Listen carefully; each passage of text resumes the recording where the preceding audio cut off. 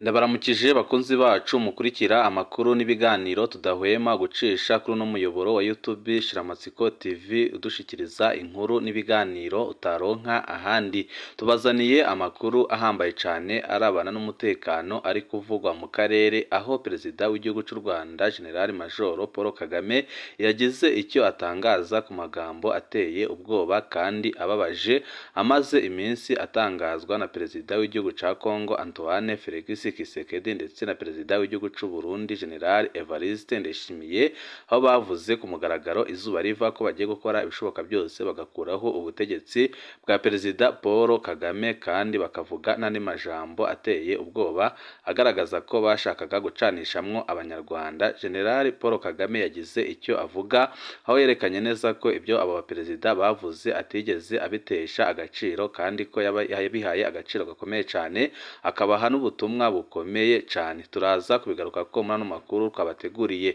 Turaza no kubabwira ku makuru ahambaye cyane arabana n'ubutungane ari kuvugwa mu gihugu cy'u Burundi, aho ibintu bitoroshe na gatoya kubera amabi yabaye muri 2015 igihe Perezida umuhisi Pierre Nkurunziza yashaka manda ya gatatu, abarundi batari bake bakicwa, abandi bagapfungwa, abandi bakaborezwa igufa ku buryo butandukanye. Abarundi batari bake baracyasaba ubutungane, ariko bakavuga ko bitoroshe mu gihe igihugu kigitwarwa na CNDD-FDD kandi ariyo yakoze amabi atandukanye icyo gihe mu mwaka wa 2015. Nabyo nyine turaza kubigaruka ko mu idonido ry'amakuru tubabwire n'uriko urahumuriza abarundi ko abakoze ayo mabi byanze bikunze umwanya n'umwanya bashobora gufatwa bagahanwa. Saya gusa n'andi makuru menshi atandukanye twabateguriye. Wecu ubusabwa nta kindi, niba ukunda amakuru n'ibiganiro tudahwema gucisha kuri uno muyoboro wa YouTube Shiramatsiko TV udushikiriza inkuru n'ibiganiro utaronka ahandi, byonda kuri sabone canke subscribe kugira ngo ko dushizeho amakuru n'ibiganiro bene nk'ibi ujye uba wa mbere mu gushikirwa nabyo. Perezida w'igihugu cy'u Rwanda General Major Paul Kagame yagize icyo atangaza avuga ku majambo yatangajwe na Perezida w'igihugu cya Congo ndetse n'uw'igihugu cy'u Burundi, aho bavuze ko bagiye gukora ibishoboka byose bagakuraho ubutegetsi bwa Kigali. Akaba nabahaye ubutumwa bukomeye cyane. Uko Perezida Kagame yakiriye amagambo ya Tshisekedi wamuteguje ko azarasa u Rwanda we na mugenzi we w'u Burundi General Major Evariste Ndayishimiye, aho yavuze ko agiye kwifatanya n'abanyarwanda gukuraho ubutegetsi bwa Kagame. Perezida Paul Kagame yatangaje ko yahaye agaciro gakomeye amagambo ya Perezida Felix Tshisekedi wa Repubulika Iharanira Demokarasi ya Congo wigeze gutangaza ko ateganya gushoza intambara ku Rwanda. Tshisekedi yatangaje uwo mugambi mu Kuboza umwaka ushize ubwo yari i Kinshasa, aho yasozeraga ibikorwa bye byo kwiyamamaza, akavuga ko nibamutora azatera u Rwanda ku buryo bwihuse. Icyo gihe yateguje abanyekongo ko nibamuhondagazaho amajwi asaba inteko ishinga amategeko ya Congo kumuha uburenganzira agashoza intambara ku Rwanda mu gihe rwaba rukomeje kuvogera uburasirazuba bw'igihugu cyiwe. Ati nimuramuka mwongeye kungirira icyizere hanyuma u Rwanda rugakomeza ibyifuzo byarwo mu burasirazuba bw'igihugu cyacu, nzohuriza hamwe imitwe yombi mu nteko ishinga amategeko yacu kugira ngo nemererwe kubatangazaho intambara, kandi tuzajya i Kigali ku buryo bwihuse. Ayo ni amajambo ya Felix Antoine Tshisekedi wateguzaga intambara ku Rwanda. Tshisekedi yavuze ko igisirikare cya Congo gifise ubushobozi bwo kurasa i Kigali kiri i Goma, kandi ko nibibaho Kagame ntabwo azarara mu nzu ye, azajya kurara mu ishamba. Ibyo nibyo Perezida w'igihugu cya Congo yatangaje, akavuga ko igihe cyose azaramuka ateye i Kigali, Perezida w'igihugu cy'u Rwanda atazarara mu nzu ye, ahubwo azajya kurara mu ishamba. Uyu wari wijeje abanyekongo ko azashoza intambara ku Rwanda mu gihe hari isasu ryaba riguye ku mujyi wa Goma, yashinje Perezida Paul Kagame gukina imikino n'abahoze ari abayobozi ba Congo, ashimangira ko yiteguye gusubiza ku bushotoranyi ubwo aribwo bwose buzaba ku butaka bwa Congo. Yunzemo ati Paul Kagame ashobora gukina na buri wese, ariko hapana fashi beto ntago ashobora gukina nanjye. Ibyo ni Perezida w'igihugu cya Congo wabitangaje, avuga ko Paul Kagame afise ubushobozi n'imbaraga byo gukina n'uwari wese, ariko ko atabigira kuri Tshisekedi.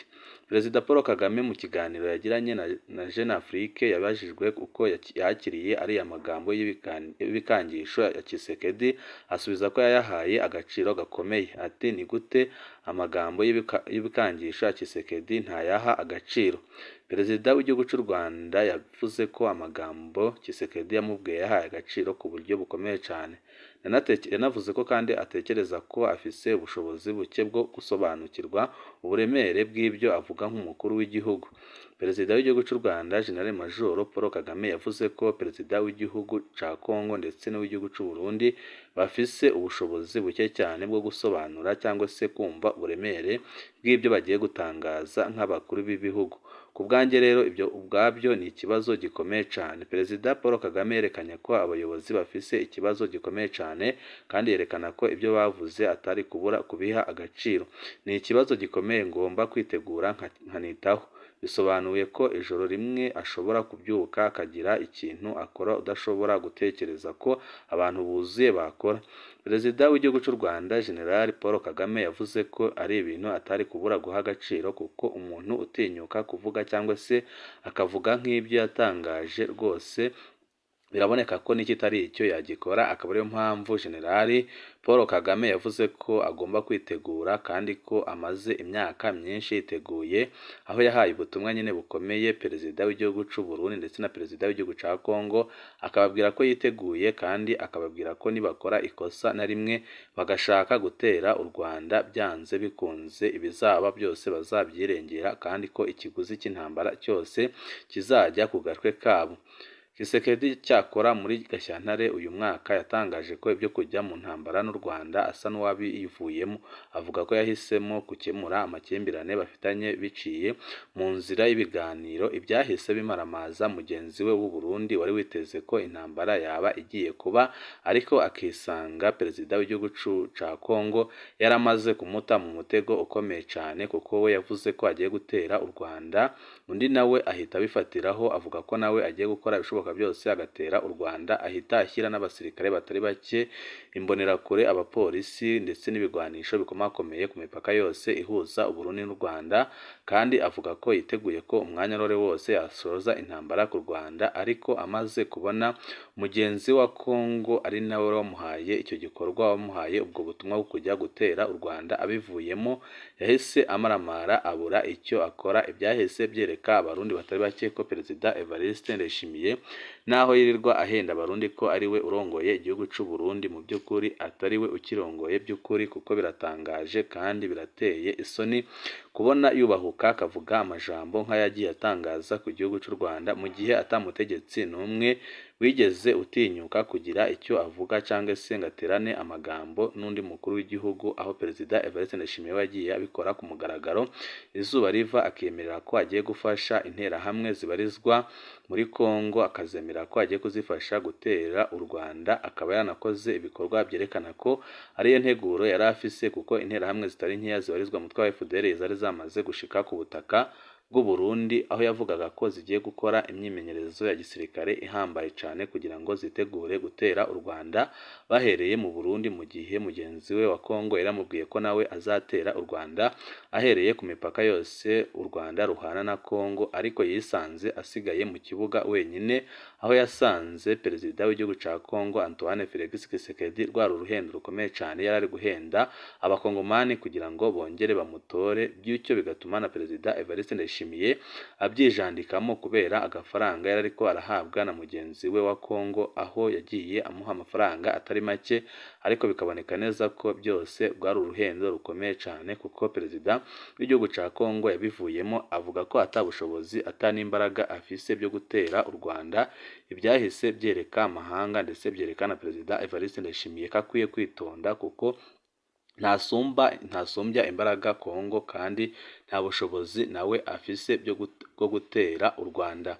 Kwari kwababwiye ko abarundi batari bake bibaza uko bizagenda barebye amabi yabaye muri 2015, aho bavuga ko ababo batari bake bishwe, abandi bakaba bapfungiwe ubusa, abandi bakanyuruzwa bakaburwa irengero, abandi bakarwa ukwabo, bakabibaza ukuntu bizagenda, ariko barahumurizwa bakavuga ko umwanya uwo ari wose abakoze amabi muri 2015 biturutse ku kiringo ca gatatu c'umuhisi Petero Nkurunziza bose bazahanwa. Kavibi barahumuriza abarundi bafise amadosiye muri sentare mpanabyaha mpuzamakungu ko byanze bikunze bizagenda neza mu minsi iri imbere. Gustave Niyonzima arongoye urunani Kavibi rw'abashingwamanza rwishize kuburanisha abashikiwe n'ibyago kubera intambara yahadutse mu Burundi mu mwaka wa 2015 arahumuriza abarundi bafise amadosiye muri sentare mpanabyaha mpuzamakungu ko amatohoza ageze kure kandi ku rugero rushimishije. Ibi yabishikirije inyuma yaho kwa 24 ntwarane buri mwaka hibukwa umunsi wo kuvugisha ukuri ku bijanye n'ihohoterwa ry'agateka kazina muntu. Gustave Niyonzima arongoye urunani amenyesha ko uwo munsi ushitse mu gihe mu Burundi hacibonekeza abapfungirwa ubusa, abandi bakagenda mazima yongo, abandi bakaborezwa igufa, abandi bakicwa hamwe n'abandi banyarwa urwabo, bikaba biva ku kudahana k'ubutungane mbere n'umukuru w'igihugu igenekerezo ya 24 z'ukwa munani 2023 igihe yahura n'abacamanza yivugiye ko ubutungane bwugarije n'ibiturire na kamwana wa mama, aho ubwo butungane buca buba igikoresho mu gufata abaharanira agateka kazina muntu, abamenyesha amakuru hamwe n'abatavuga rumwe n'ubutegetsi bwa CNDD-FDD.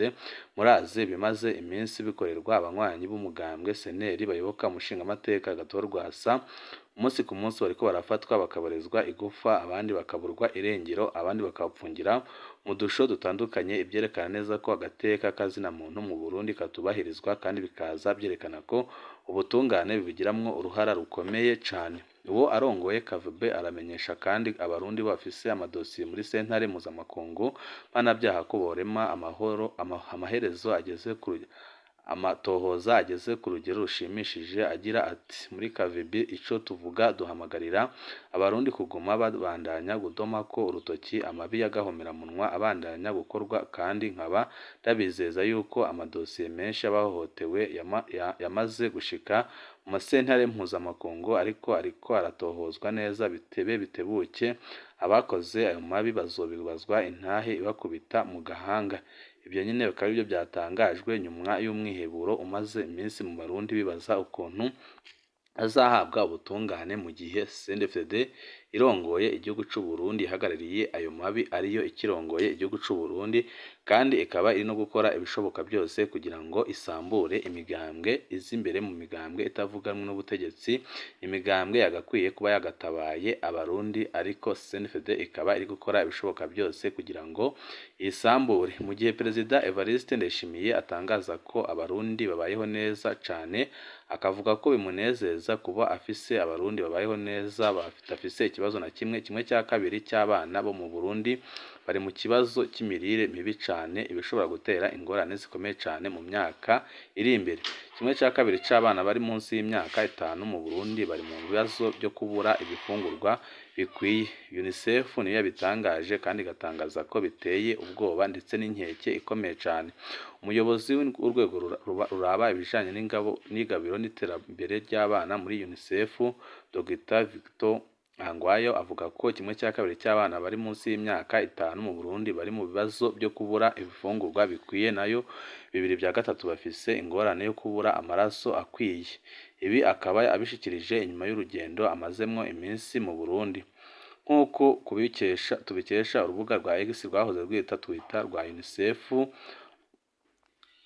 Dogita agira ati murashobora kwibaza igituma twahisemwo Uburundi, imvo irumvikana muri iki gihugu abana bafise imyaka iri munsi y'5 bari mu babangamiwe cane n'ingorane yo kubura ibifungurwa bikwiye. Raba nawe bamana inzara mu nda, bisigura ko 1/2 cy'abana batozwa kwigera bakura neza nk'abandi bazokwama bagoyagoya. Ikindi nuko abashika kuri 2/3 by'abana bafise ingorane yo kubura amaraso. Kubera iki badafise amaraso akwiye? Kuko ifungurwa bahabwa zidakwije ibyankenerwa byategerezwa kuba mu byo bagaburirwa umunsi ku munsi.